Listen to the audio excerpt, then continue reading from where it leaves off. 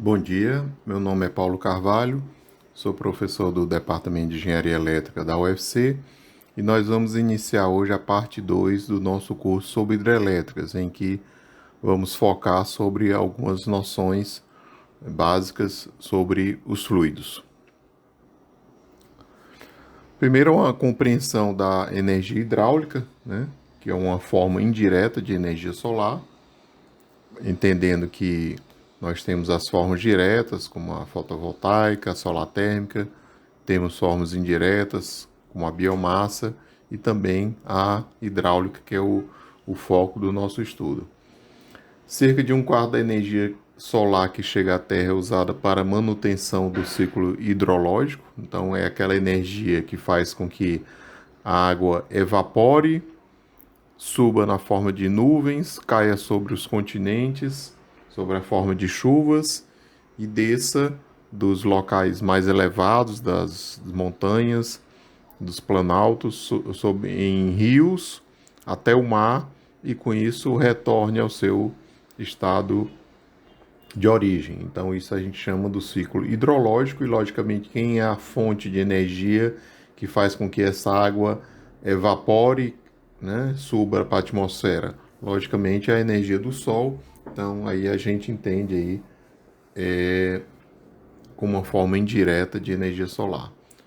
Cerca de 75% das chuvas caem sobre os mares, então obviamente essa quantidade não é utilizada para uso de geração de energia elétrica, já que ela cai no mar. E dos cerca de 107 bilhões de metros cúbicos que caem anualmente sobre os continentes, cerca de 31 bilhões escoam para os mares. Então, exatamente nesse movimento, né?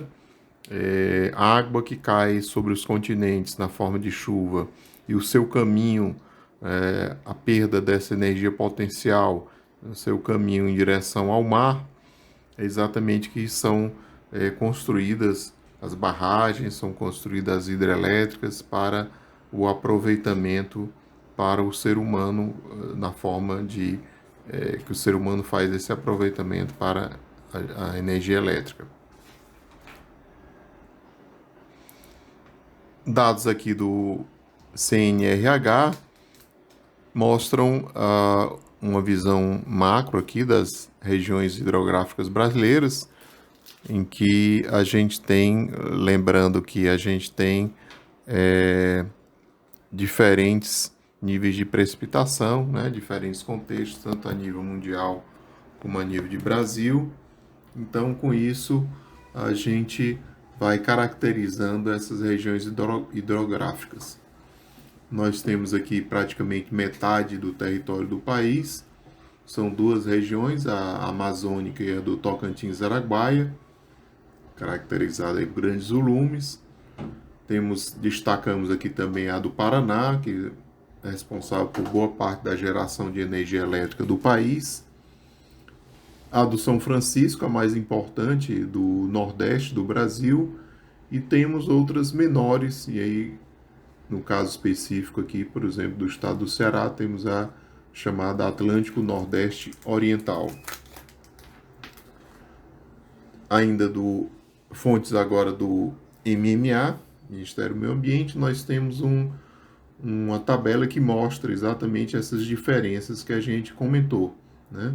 A gente salienta aqui, por exemplo, a região amazônica tem a maior vazão média do Brasil, veja aí, são aproximadamente 132 mil metros cúbicos por segundo. Se nós compararmos aqui, por exemplo, com a menor, né, encontrada no país, são as duas menores, né? São a Parnaíba e Nordeste Oriental, em que nós temos aí vazões médias com menos de 1.000 metros cúbicos por segundo. Um dado interessante aqui está aqui nessa segunda coluna, temos a densidade demográfica, 1.000 habitantes por quilômetro quadrado. Então, observamos um fato que vai ter grandes implicações, né?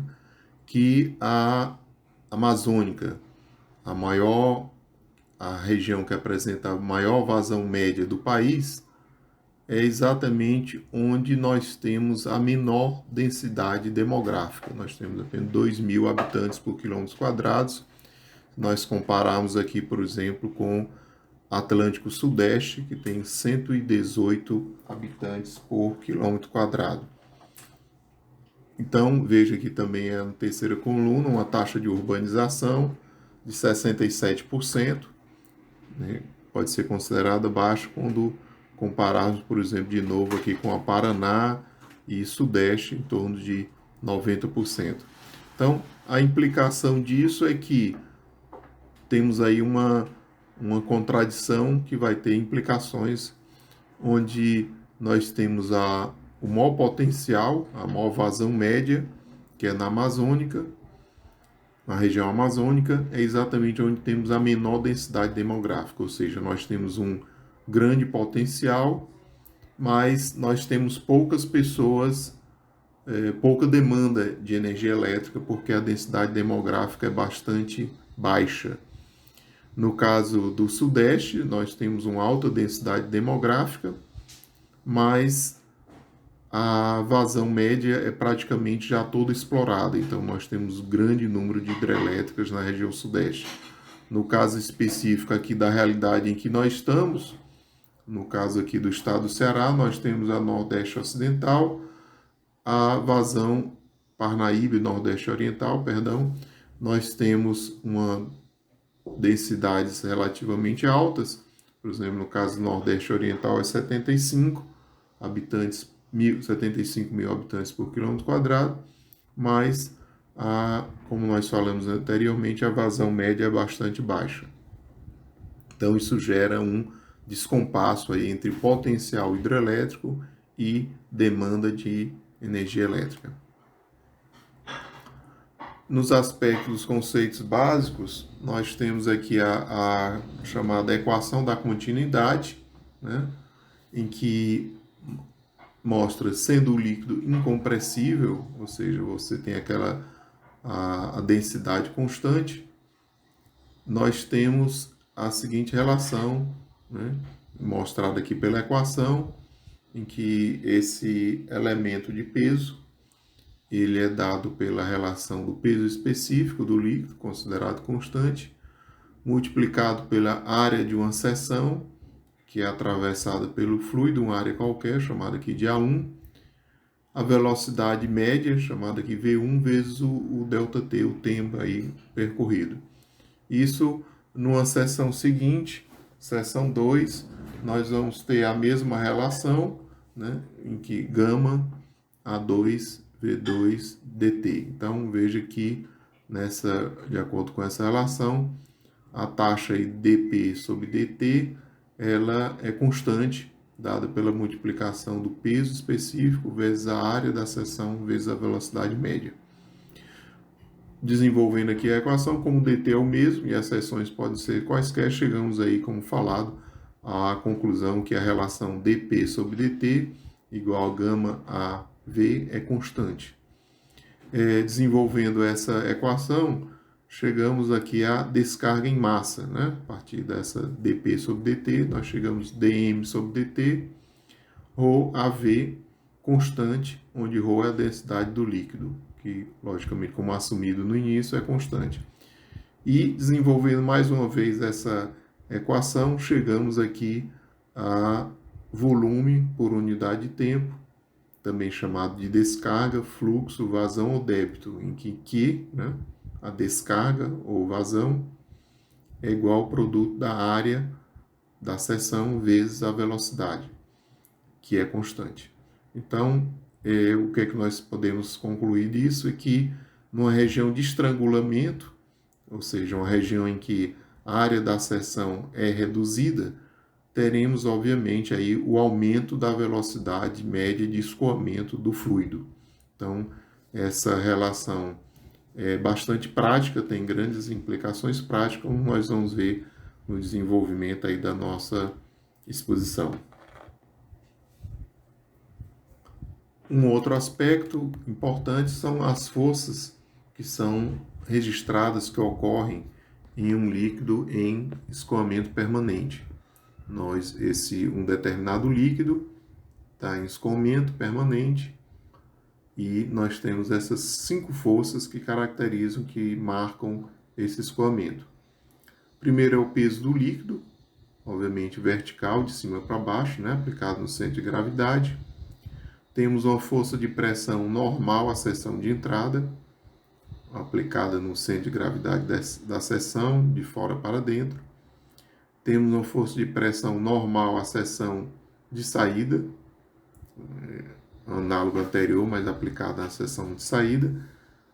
Temos a força resultante da velocidade aplicada na seção de entrada, que é o produto da velocidade pela massa, escoada na unidade de tempo, aplicada no centro de gravidade, com a direção e o sentido da velocidade. E temos a força resultante da velocidade aplicada na seção de saída, né? Chamada também de força de reação, análoga anterior, com sentido contrário da velocidade. Então veja que podemos resumir uma força relacionada com peso, 2 forças relacionadas à pressão e 2 forças relacionadas à velocidade.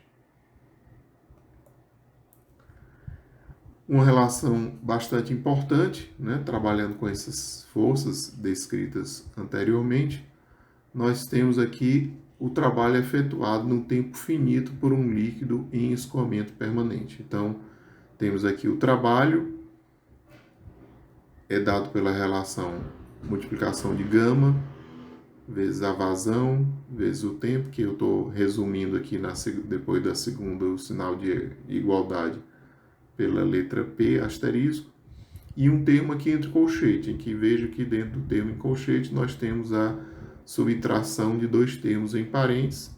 Então aqui esses termos estão relacionados com diferentes índices, temos o índice 0 e o índice 1. O índice 0 está relacionado a uma determinada seção e o índice 1 relacionado a uma seção posterior, né? Então temos aí caracterizado um escoamento relacionado a 2 seções. E esses termos, esse termo entre colchetes, eu estou resumindo aqui pela letra H maiúscula. Então, vamos entender o que é que significa. Então, o P asterisco é o peso líquido escoado no tempo T, que é o gama QT. O H, como nós falamos, é a grandeza entre colchetes.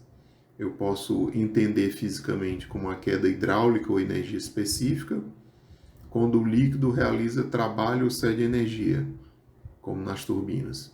E nas bombas é chamado de altura de elevação. Então, um comentário importante. Primeiro, a gente está falando isso para fluido, mas logicamente vale para qualquer fluido, mas obviamente no nosso estudo aqui a gente está se referindo, o fluido se entende, o líquido se entende como a água. E segundo é que, observe que essa equação ela é válida para os 2 sentidos. Quando o líquido realiza ou cede energia, realiza trabalho ou cede energia, eu falo em termos de queda hidráulica, que é o caso das turbinas. E quando o contrário, né? O líquido recebe energia, a gente está falando das bombas, e aí eu vou chamar o termo H maiúsculo de altura de elevação. Fazendo agora a multiplicação, né, do P asterisco por cada um daqueles termos que estavam dentro do colchete, o produto P asterisco vezes H, eu vou chamar de energia de posição, energia potencial de altitude ou energia topográfica total, que é o trabalho do peso do líquido, situado numa cota H, realiza-se abandonado a ação da gravidade. Então, voltando àquilo que a gente tinha falado anteriormente, é um termo relacionado com peso. O segundo produto é P asterisco vezes P minúsculo sobre gama, é a energia de pressão, trabalho que o peso do líquido, de peso específico, o gama pode realizar quando submetido à pressão P. O termo P sobre gama é chamado de altura representativa da pressão, altura de pressão estática, energia específica de pressão, cota piezométrica ou piezocarga. O terceiro produto é P asterisco, que multiplica V ao quadrado sobre 2G, está relacionado à energia cinética. Então, um trabalho que o peso do líquido com velocidade V é capaz de realizar, elevando-se no vácuo a uma altura igual a V ao quadrado sobre 2G.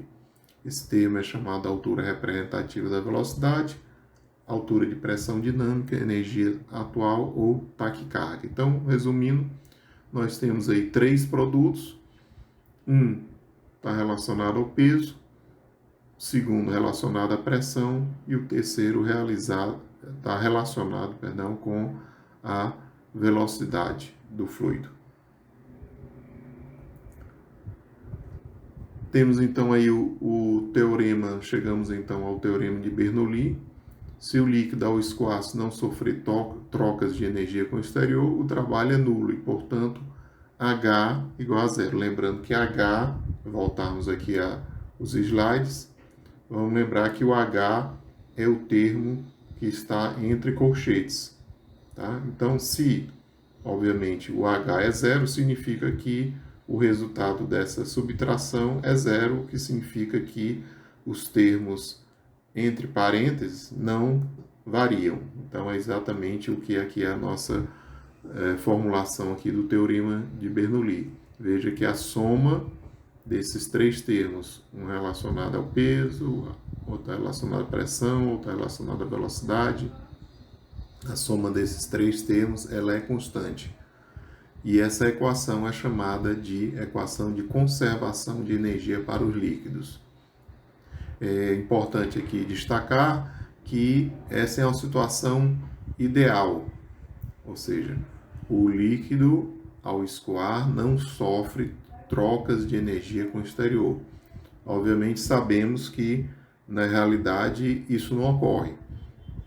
Um líquido ao se escoar ele tem atritos com as paredes da tubulação e esse atrito vai causar, obviamente, uma perda de energia e, logicamente, ao longo do escoamento, a energia vai sendo perdida e o líquido vai perdendo essa energia com, entre outras coisas, por exemplo, com o atrito. Mas, então, alguém pode perguntar, Paulo, então qual o sentido de eu estar estudando algo que não existe na prática?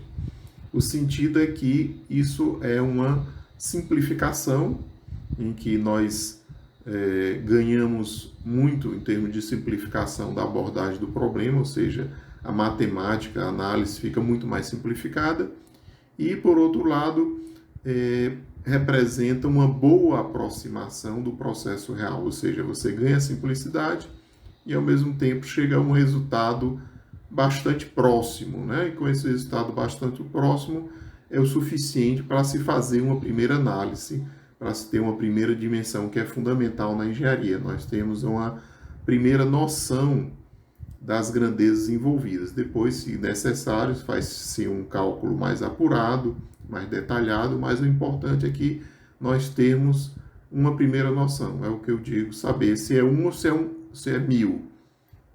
Então, saber se é 1 ou se é 1000 faz uma diferença. Depois você vai ver se é 1002 ou 1003, mas saber, então, essa primeira ordem de grandeza é algo bastante importante. Aqui nós temos uma figura que representa basicamente o que nós falamos há pouco. Veja que nós temos um plano energético. Esse plano energético pode ser considerado a energia total, né? Nós temos aqui embaixo um plano de referência, lá em cima um plano energético. Esse plano energético pode ser considerado a energia total do fluido. Aqui da esquerda, nós temos o que? Uma determinada tubulação que transporta um determinado fluido e estão representadas as 3 parcelas dessa energia. Então, nós temos aqui a cota, temos a piezocarga e a taquicarga, que nós já explicamos anteriormente.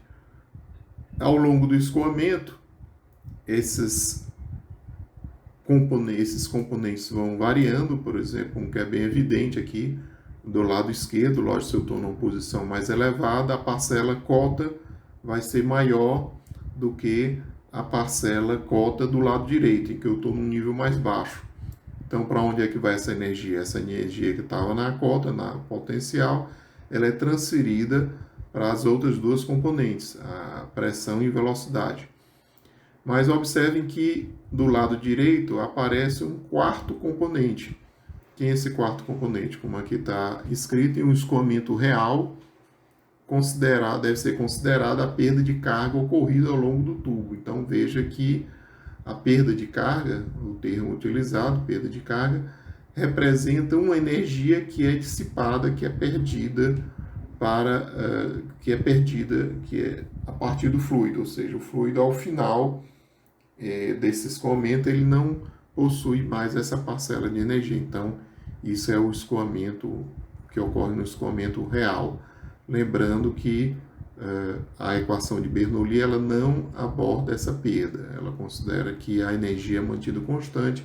Como eu falei, é uma aproximação que nos ajuda a ter uma primeira noção das grandezas envolvidas.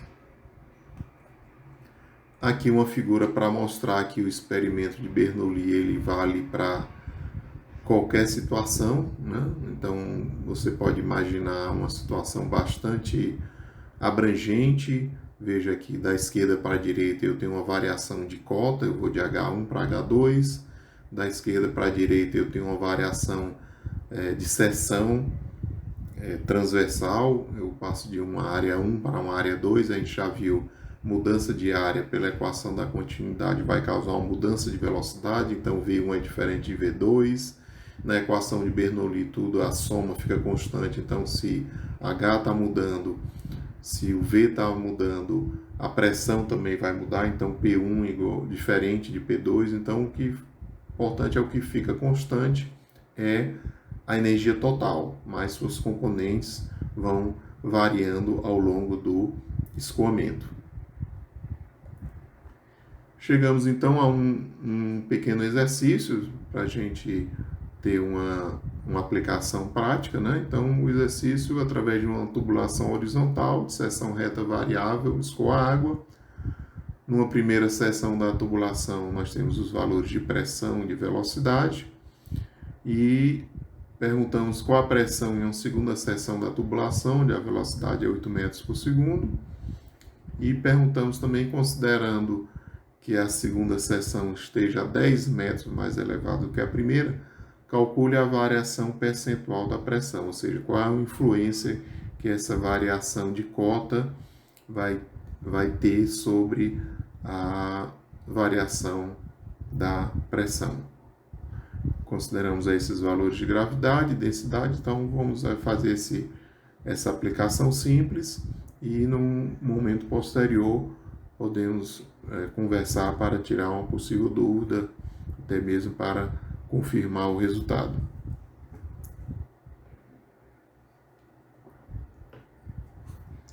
Aplicações práticas desse trabalho realizado pelo fluido. Nós citamos aqui a primeira aplicação histórica feita pela humanidade, foram as rodas d'água, rodas hidráulicas, né? Temos aqui uma aplicação de uma paisagem na Alemanha, bastante utilizado na Europa, devido ao longo da história, né, no desenvolvimento histórico. Então, fica claro aqui, por exemplo, em que, no caso da roda hidráulica, a principal componente que vai exercer trabalho é o peso do líquido. Então, nós temos a água vindo de um determinado local, numa cota mais elevada, ele vai cair sobre essas conchas. Vejam que a roda ela é feita tem vários tipos de modelo. Nesse tipo de modelo nós temos um recipiente que recebe a água que cai e o peso dessa água vai fazer com que essa roda gire. Então veja que o principal componente é o peso da água.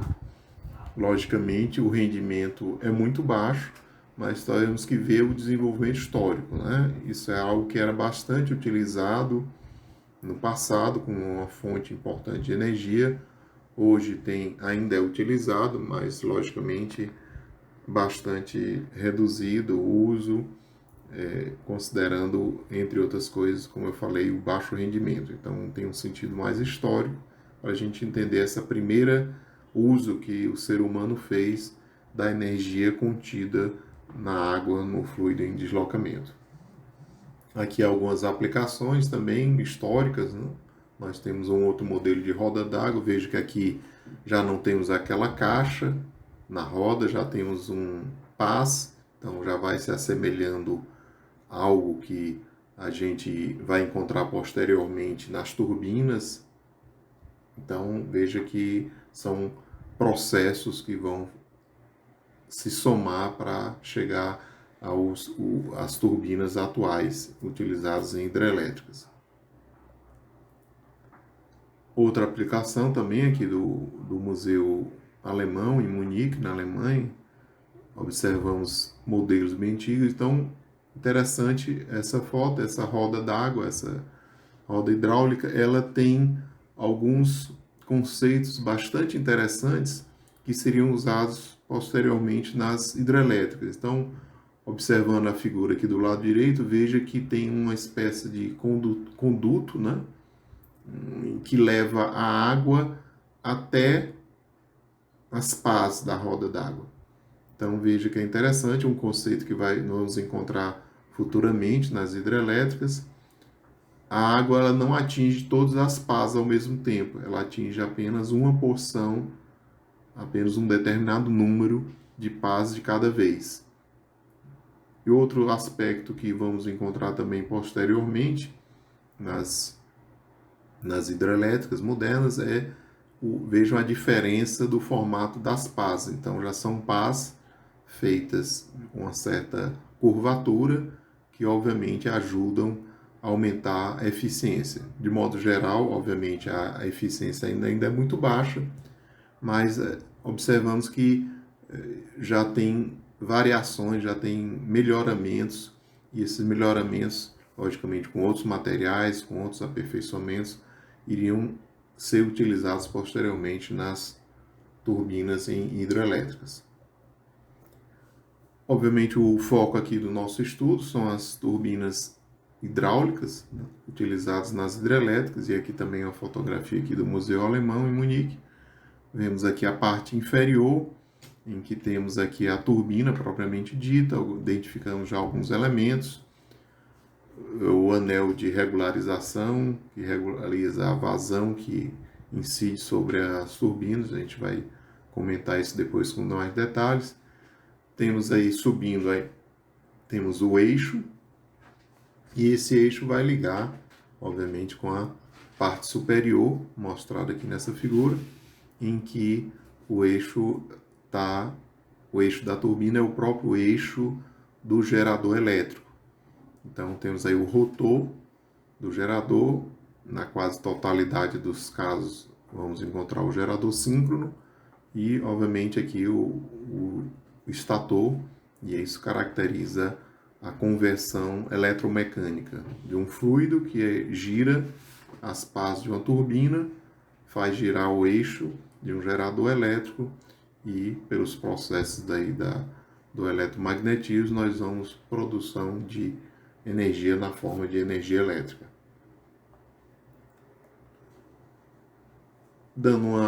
Ainda no ponto das centrais hidrelétricas, nós temos uma possível classificação, temos aí as pequenas centrais hidrelétricas, em que nós temos potência na ordem de alguns megawatts, citando aqui os casos de 3 hidrelétricas no Brasil, no estado de São Paulo, então veja aí, são baixas potências.